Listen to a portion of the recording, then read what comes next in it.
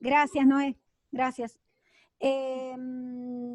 Lo que les decía, va a ser un trabajo práctico de elaboración, de producción, o sea que no se enrosquen porque no va a ser pregunta-respuesta tipo ping-pong de preguntas y respuestas, porque si no solamente copian y pegan y no hay ningún tipo de apropiación, ¿sí?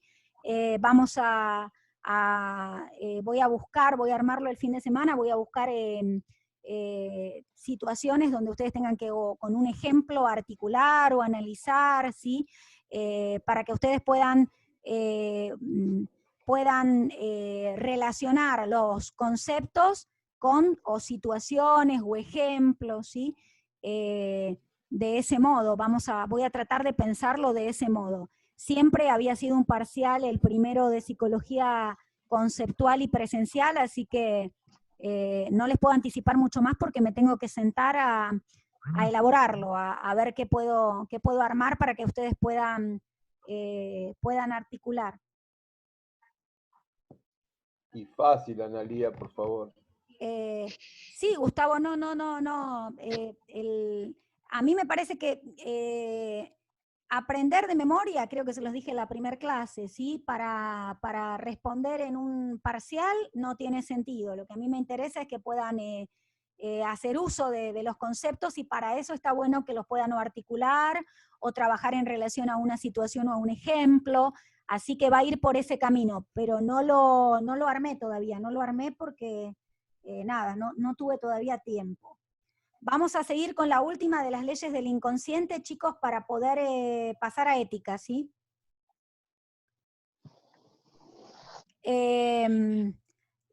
¿Proceso primario? Sí, la última con la que habíamos quedado es el mecanismo fundamental del sistema inconsciente, que es el proceso primario, que establece la posibilidad de que el deseo realice distintas transformaciones, ¿sí? En los sueños estas se producen de forma permanente, en especial los desplazamientos y condensaciones.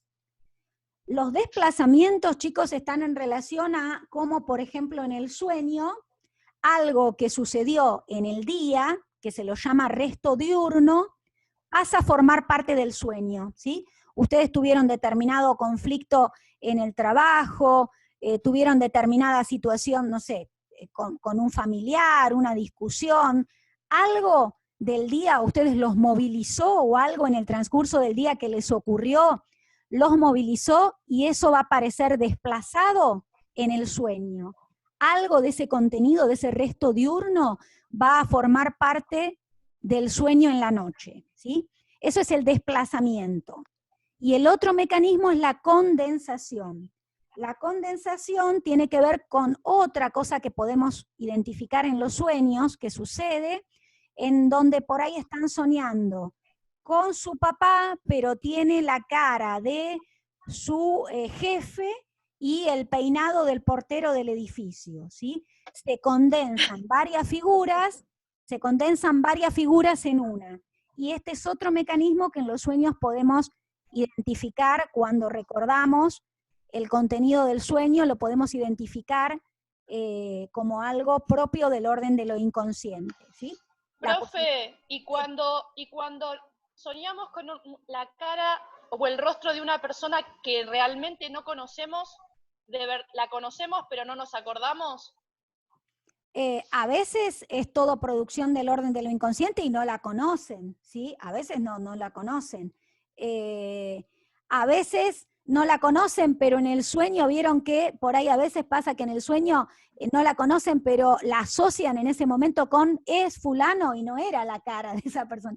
Por eso les digo que en los sueños se producen todos estos procesos que están en relación a desplazamientos y a condensaciones, ¿sí? Que son propios del trabajo del inconsciente.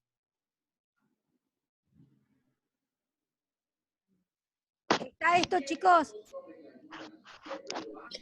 Profe, se le corta, no se entendió nada de lo que dijo lo último, perdón. De lo último, sí. Lo que les decía es que... Lo que le preguntó a Noé. Lo que me decía Noé es que pasa cuando por ahí se sueña con el rostro de alguien que ni siquiera se lo conoce. Como les decía, en la producción onírica hay condensaciones, hay desplazamientos, y bueno, muchas veces por ahí es el rostro de alguien que uno no conoce, el que aparece en el sueño, pero sin embargo en el sueño ustedes lo identifican con alguien, o dicen, qué raro, aparece la cara de un desconocido o un supuesto desconocido, pero sin embargo en el sueño lo sienten como no sé, el maestro de música, o como, ¿sí? Pero bueno, los sueños son formaciones complejas, ¿sí? Aún estando en tratamiento psicoanalítico, muchas veces es difícil poder llegar a identificar qué deseo del orden de lo inconsciente estuvo promoviendo determinada formación onírica y produjo determinados sueños, ¿sí? Profe, o sea que el proceso primario está basado específicamente en los sueños y sus características. El proceso primario lo podemos identificar bien en los sueños, Silvia, y tiene que ver con estas dos posibilidades, de desplazamiento y condensación, ¿sí?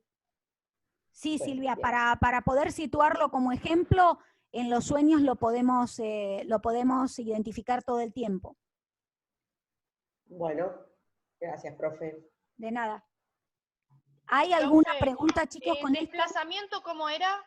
El desplazamiento. El desplazamiento lo que permite, ¿no?, es que los restos diurnos, o sea, alguna situación de los restos diurnos, de algo de lo que aconteció en el día de la persona, si a esa persona la movilizó o la angustió o le generó alguna cuestión, muchas veces aparece en el sueño, ¿sí? Por ahí ustedes tuvieron, no sé, o una pelea o no sé, algo que los conmovió en el día, ¿sí? Alguna situación que los movilizó emocionalmente y aparece desplazado algo de esto en el sueño que tienen en la noche. Y las condensaciones son los... La condensación es no me quedó claro, perdón. La condensación es esta posibilidad, Griselda, que aparece en la formación onírica, de que haya condensadas, justamente comprimidas, condensadas por ahí, una persona en tres.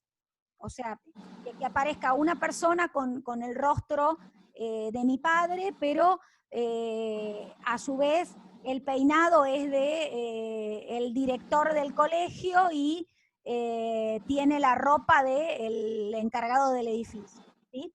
Aparecen condensaciones, ¿sí? Okay.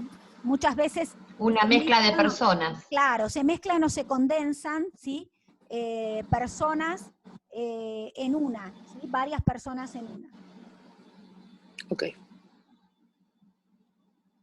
Bien, vamos a dejar psicología entonces. Si hay preguntas me las hacen, y si no vamos a dejar psicología para pasar a ética. Ay, profe, si está hablando no se escucha. Se le corta mucho, profe. A ver, voy a acercarme el micrófono. Vamos a dejar psicología para pasar a ética entonces.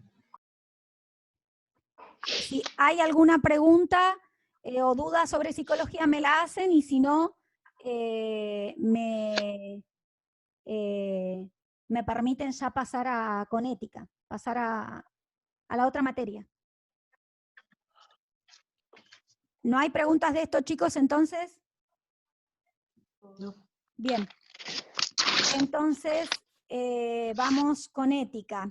¿Pudieron leer el material de el análisis de la película Buscando a Nemo? Sí. ¿Sí? Sí. Bien. ¿Pudieron ubicar los 3 tiempos del circuito de la responsabilidad subjetiva? ¿Se acuerdan que los vimos con The Truman Show la clase pasada? A mí me costó mucho. Inclusive miré una película para ver si lo podía ubicar y la verdad que no. Pero en la película, ¿Griselda habla? No, Karina. Karina, en el análisis de la película de Buscando a Nemo, que les pasé, ¿ahí pudiste identificar el primer tiempo, el segundo y el tercero? Ahí sí, porque usted lo decía, el texto lo decía. Claro, pero la idea, Karina, es que vos puedas usar estas películas, ¿sí? que las damos como modelo para poder después llevar a cabo tu propio análisis. ¿Sí? En Buscando a Nemo tenemos el primer tiempo en el cual el padre adopta una posición sobreprotectora, ¿sí? Respecto de Nemo, que era su único hijo, ¿sí? El resto de sus hijos los había perdido. Recuerdan que ahí, si no vieron la película, vieron que igual está muy bueno porque el análisis hace como un recorrido respecto al tema principal de la película y a la historia, ¿sí? A de qué trata la historia. Entonces tenemos un primer tiempo en el cual el padre adopta una actitud sobreprotectora respecto de Nemo, que era su único hijo. El resto de los hijos él los había perdido porque un tiburón había comido todos los huevos y también había matado a su mujer. A su esposa. A su esposa, exacto. Entonces, este papá había quedado ligado a este hijo desde una actitud muy sobreprotectora. Vemos que el hijo tenía dificultad en una de sus aletas, ¿sí? Que tenía una de las aletas más pequeñas, ¿sí? Bien, este es el primer tiempo. En el segundo tiempo, cuando el padre lo lleva al colegio, porque Nemo comienza los estudios, comienza el colegio primario, podemos decir, ¿sí? El padre ve que... Cuando Nemo lo desafía. Claro, en el segundo tiempo va a surgir después de este desafío de Nemo, ¿sí? Donde Nemo, jugando con el resto de sus compañeritos, se lanza a nadar al océano, a mar abierto. El padre, que está ahí, que no puede contenerse, intenta detenerlo, ¿sí? Por miedo a que le ocurra algo y por esta actitud sobreprotectora que siempre tenía con él. Entonces, bueno, le grita, lo llama y Nemo se revela y se lanza al océano, ¿sí? Ahí, a partir de esta situación, el padre se interpela, se interroga, ¿qué hice? ¿Qué dije? Porque finalmente, digamos, Nemo no responde a este pedido de él de que no lo haga, de que no puede, de que no está preparado, ¿sí? A todo esto que el padre le exterioriza, Nemo igual redobla la apuesta y se lanza al océano. Entonces, a partir de ahí, algo al padre le hace ruido respecto de su actitud. Se interpela, se pregunta, ¿sí? Aparece el tiempo. En realidad fue una orden que le dio el padre al hijo. El padre le da así la orden de que se detenga, de que no puede. Sí. Y ahí el hijo dice que puede y él es como lo contraria. Claro, sí, redobla la apuesta, digamos, y le hace la contra. Como sucede con la actualidad, ¿no? Uno le dice no hagas esto y los chicos... Como que se revela. Se revela, claro. Sí, se revela y en lugar el padre de lograr lo que quería, que era por miedo detenerlo, al revés, genera una actitud contrapuesta, o sea, contraria a lo que quería generar. Contraria a lo que quería generar, ¿sí? Profe, perdón, ¿se fija si tiene alguien para admitir? A ver. ¿Qué? No me sale nadie, ¿eh? Admitir todo y tengo todo admitido. Ahí está, ya se conectó. Gracias, perdón. Entonces, en el segundo tiempo, a partir de esto que sucede, ¿sí? De este hecho, de la realidad que le cuesta caro al padre, digamos, le sale difícil porque encima justo viene un buzo y caza en su red a Nemo. El padre se interpela, se pregunta, y en la última parte de la película, cuando finalmente después de un montón de avatares recupera el lazo con Nemo, lo encuentra, se reencuentra con él, ¿qué sucede? Se da otra escena donde hay otra red que cae sobre una multitud de peces y Nemo se dispone a ayudar a estos peces. Y el padre iba a volver a repetir su su actitud, iba a volver a reproducir su actitud de sobreprotección y de impedimento de que se desenvuelva Nemo por sí mismo. Pero se abre el tiempo 3 porque vemos un cambio de posición subjetivo, un cambio de posición en este papá, que con todo lo que había sucedido, cuando Nemo por segunda vez le dice que sí puede, el padre le dice sí podés, ¿sí? Lo habilita y supera su temor para permitirle ser, para permitirle desenvolverse y valerse por sí mismo, ¿sí? Y confía. Ahí, se da cuenta de la madurez del niño, del hijo. En esa escena es donde vuelve al tiempo 1. Claro, en realidad el tiempo 2 es el que resignifica el tiempo 1. ¿Qué quiere decir esto? Que con lo que pasa, Marcela, con lo que pasa en esta situación de que el chico se revela y va más allá y finalmente lo pierde, porque se va a mar abierto ¿sí? Y está, en esa situación el padre, en ese tiempo 2, se interpela respecto del tiempo 1, ¿sí? ¿Qué hice? ¿Qué dije? ¿Hasta acá cómo lo estuve tratando? Y el cambio aparece recién en el tiempo 3 con este permitirle, con esta posibilidad de dejarlo ser, ¿sí? Y de confiar en él. De confiar en él, porque siempre estaba la cuestión del miedo y de sobreprotegerlo, y de ese modo impedirle ser, impedirle que se desenvuelva por sí mismo.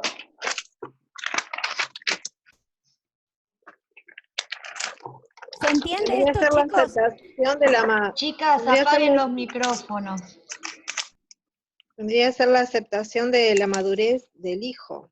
De la madurez, del crecimiento. Dejarlo ser. Y dejarlo ser, ¿sí? Entonces, en el tiempo 1... En definitiva, Analía, todo pasa por el padre, por los miedos, por dejarlo crecer, por no darse cuenta, por la pérdida que tuvo de su cría, de la mujer, o sea, pienso que pasa todo por ese lado. Sí, Gustavo, sí, es eso, digamos, lo que podemos ver en el análisis de la película es que podemos ubicar a un padre en el tiempo 1 que va como en piloto automático, que por sus miedos y sus temores sobreprotege en exceso y no deja ser a Nemo, ¿sí? Eso sería el tiempo 1, ¿sí? El padre ahí no se replantea, no se pregunta, ¿sí? Él tiene esa forma y lleva adelante esa forma, ¿sí? En el tiempo 2, ante esta situación de pérdida de Nemo, se empieza a interpelar y a preguntar, ¿sí? ¿Qué pasó? ¿Qué dije? ¿Qué hice? Porque es a partir de esta orden que le da, como decía creo que Gladys, que el chico redobla la apuesta y finalmente se va, ¿sí? Finalmente se lanza al océano abierto, ¿sí? Pero es a partir de esta actitud del padre, ¿no?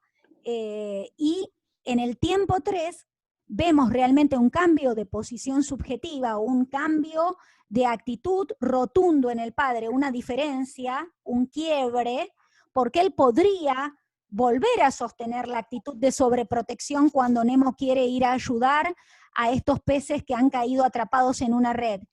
La primera vez incluso lo iba a hacer, le dice no. La segunda lo escucha y cuando Nemo le dice sí puedo, papá, puedo, lo habilita. Ahí vemos un quiebre, ahí vemos un cambio y ahí se inaugura el tiempo 3, ¿sí? Hay una diferencia rotunda respecto a la actitud que él venía manteniendo y la posición que venía manteniendo con respecto a este hijo, ¿sí? Como dijo Gilbrand, tus hijos no son tus hijos, son hijos de la vida. Bueno, sí, tiene un poco que ver con eso, ¿sí? Pero fíjense cómo una película infantil, ¿sí? Pudo ser usada para ser analizada y para ubicar una cuestión de profundidad, ¿sí? Traspolando a la vida cotidiana, a veces hay padres que sufren pérdidas que después afectan el desarrollo de los otros hijos. Por ejemplo, en mi situación personal, mi abuela perdió una hija y eso le afectó en la crianza de mi madre y de mis tíos. Sí, sí, Griselda, sí, por eso, bueno, acá, si bien es una película de dibujo animado, fíjense que se aclara el tema de que el padre no adopta esta posición de sobreprotección caprichosamente, si queremos llamarlo, pensarlo así, sino que, bueno, tiene una historia que lo ha marcado, que es la pérdida de sus otros hijos. Y bueno, entonces, nada, adopta esta posición seguramente por el miedo o el temor de también perder al único hijo que le queda.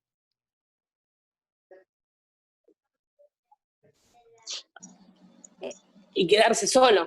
Y quedarse solo, ¿sí? El miedo a quedarse solo, exacto. Este hijo de alguna manera era como su bastón, o el que lo acompañaba, o el que sí. Sí, se juega todo esto, y lo que a mí me interesa es que puedan ver los 3 tiempos, ¿sí? Que puedan pensar los 3 tiempos. Eso quiero saber si hay dudas con respecto a esto, para que podamos charlarlas. Lo que a mí me pasó algo parecido a Karina. O sea, yo traté de observar quizás una película y poder implementar esto. Y la verdad sí tengo dificultades. O sea, todavía no lo puedo percibir de la manera que debería, o resolver de la manera que debería. A mí me pasó algo parecido a lo de Yo pregunto, ¿en todas las películas tendríamos que encontrar los 3 tiempos? Porque quizás no estén en todas, digamos. Acá es muy particular, igual que la de Truman. En realidad han usado en las cursadas, chicos, películas de las más diversas. Películas desde Hércules, películas Coco, películas infantiles, hasta películas de adultos, ¿sí? Películas épicas. Hay películas que por ahí son más apropiadas, pero no porque yo no les voy a decir usen esta o esta otra, ¿sí? Me interesa también que ustedes se identifiquen con algo de esa película o de esa trama, y que a ustedes también les interese analizarla, ¿sí? Eso también me parece que es importante para que ustedes puedan implicarse y disfrutar de lo que eligen, ¿sí? Pero sí, hay películas en las cuales podemos ver un quiebre o un cambio de posición subjetiva en un protagonista llamativo o más fuerte, notorio, digamos, que en otra. Fuerte, y en otras no, ¿sí? Pero en cuanto a las películas que han elegido los grupos con los que hemos trabajado, son muy diversas.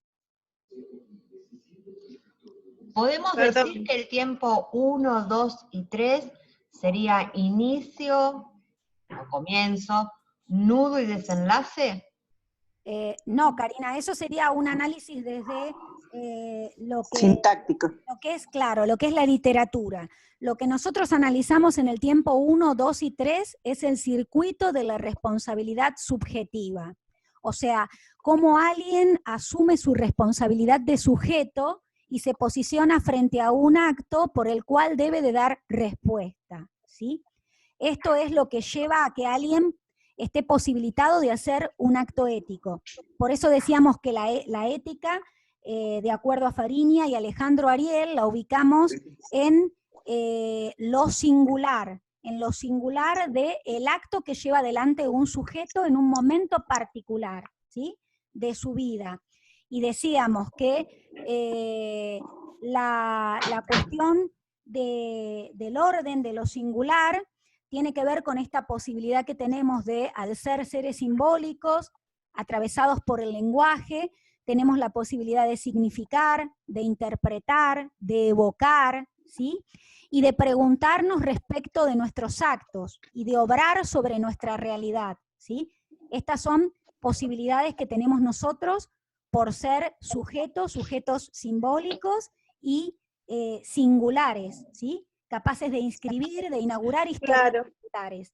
En este Sería punto, una progresión en el comportamiento, ¿no? De una persona ante un hecho determinado, la progresión hacia, digamos, a la adquisición de una madurez.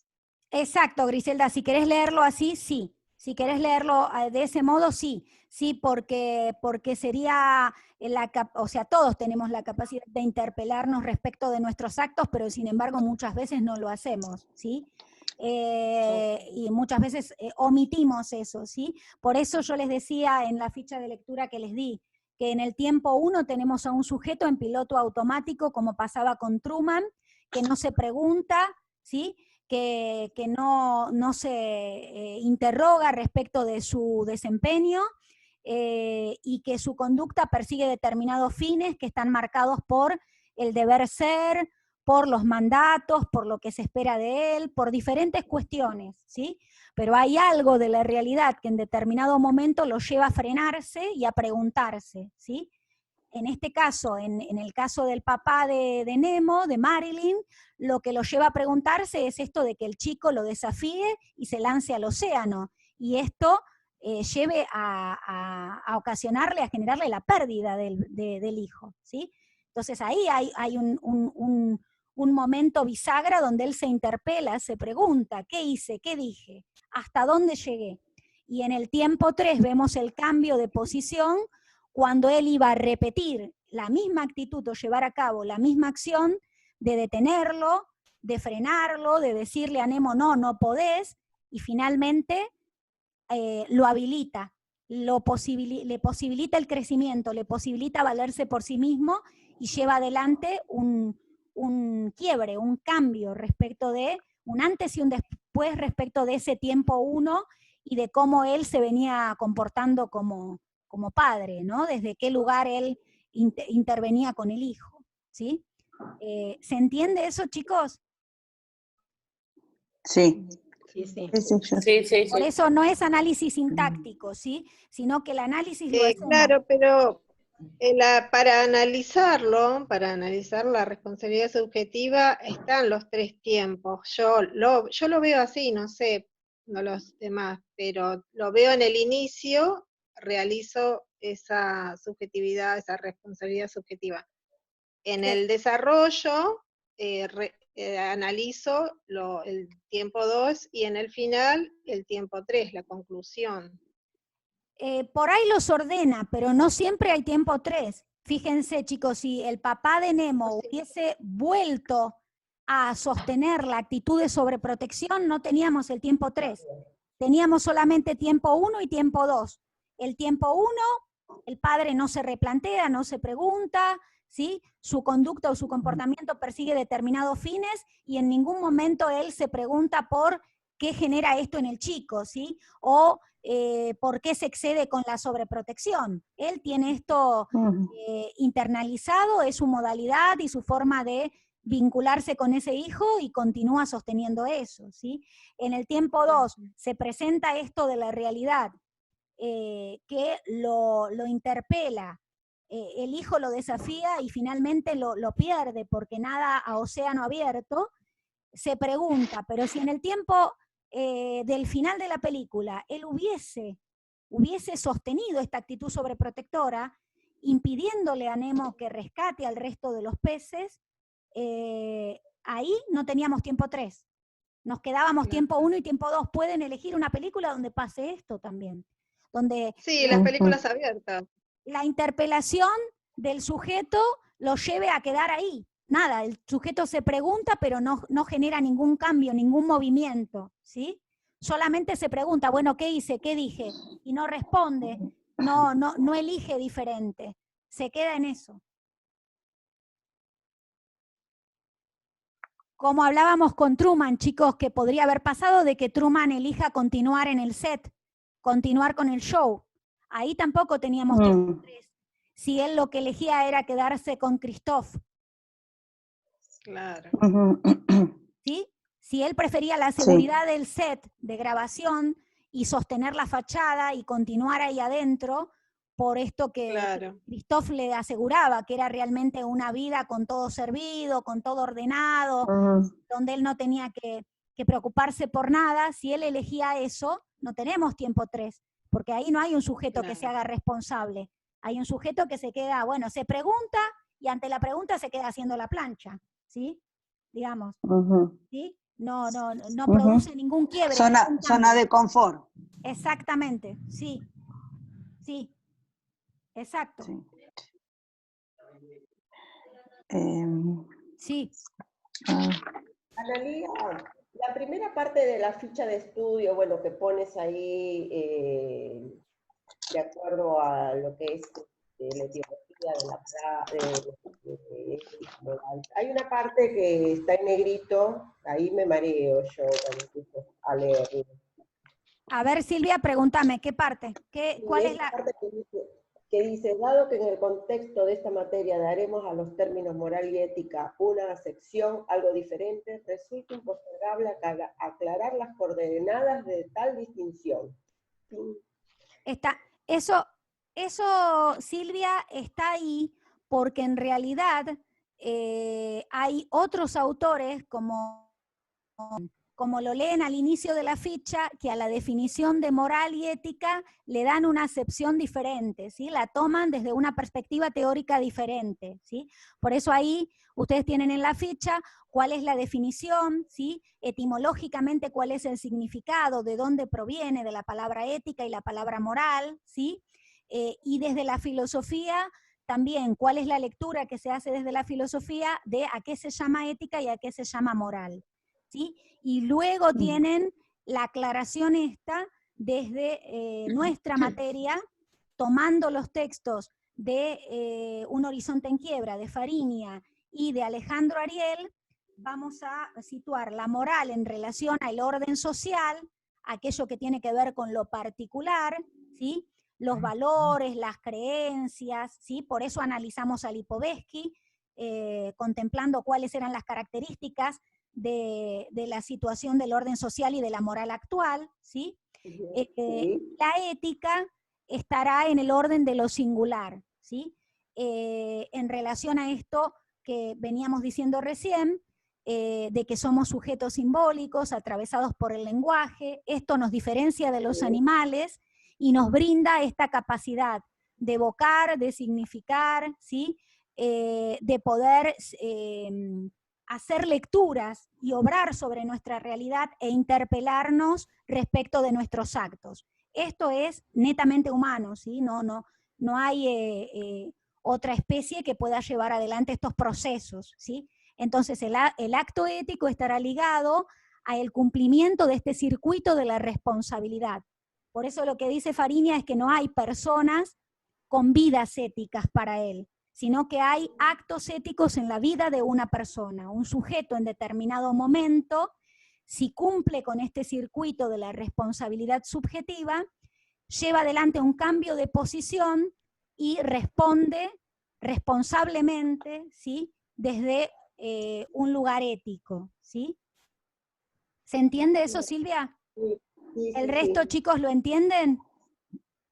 ¿Se entiende eso? Yo no, mucho, o sea, no. El acto ético es cumplir con todas, no lo entendí bien a esa frase. O sea, es cumplir, el acto ético es cumplir. El acto ético, Mónica, tiene que ver con lo que vemos en el tiempo 3, tanto en Truman como en El papá de Nemo, ¿sí? Sí. Poder generar un... Modificar. Exactamente, modificar, como dice Griselda, nuestra actitud, ¿sí? O nuestra posición, ¿sí? Y generar un quiebre respecto a la actitud o la posición que veníamos sosteniendo, ¿sí? A partir de la interpelación y del interrogarnos a nosotros mismos, poder elegir o poder decidir en otro sentido, ¿sí? Generando un antes y un después, una bisagra de lo que venía siendo nuestro comportamiento, ¿sí? Perfecto, sí. Por eso ahí vemos Vemos el acto ético en Marilyn cuando lo habilita y lo deja hacer al hijo, a Nemo. Perfecto. Como que después sí, el tiempo 3, porque el 2 es donde él se hace las preguntas. El 2 ¿Qué siempre, hice, qué dije? sí, el que se replantea. Exacto, Mónica, el 2 es siempre del interpelarnos, la capacidad que tenemos de preguntarnos respecto a nuestro obrar. Y de ese modo se resignifica el tiempo 1, porque decimos, bueno, ¿qué hice todo este tiempo? ¿Sí? ¿En qué estuve haciendo? Perfecto. ¿Sí? ¿En qué se basó mi accionar o en qué se basó mi comportamiento? ¿Sí? Ojo, me está diciendo que en breve se corta. No todos hacen uso de su responsabilidad. ¿Sí? Ahora les voy a decir que tenemos figuras en las que podemos ubicar irresponsabilidad, ¿sí? Como son el niño, por ejemplo. El niño no tiene todavía esta capacidad de interpelarse respecto de sus actos, o se está formando, ¿sí? El insano,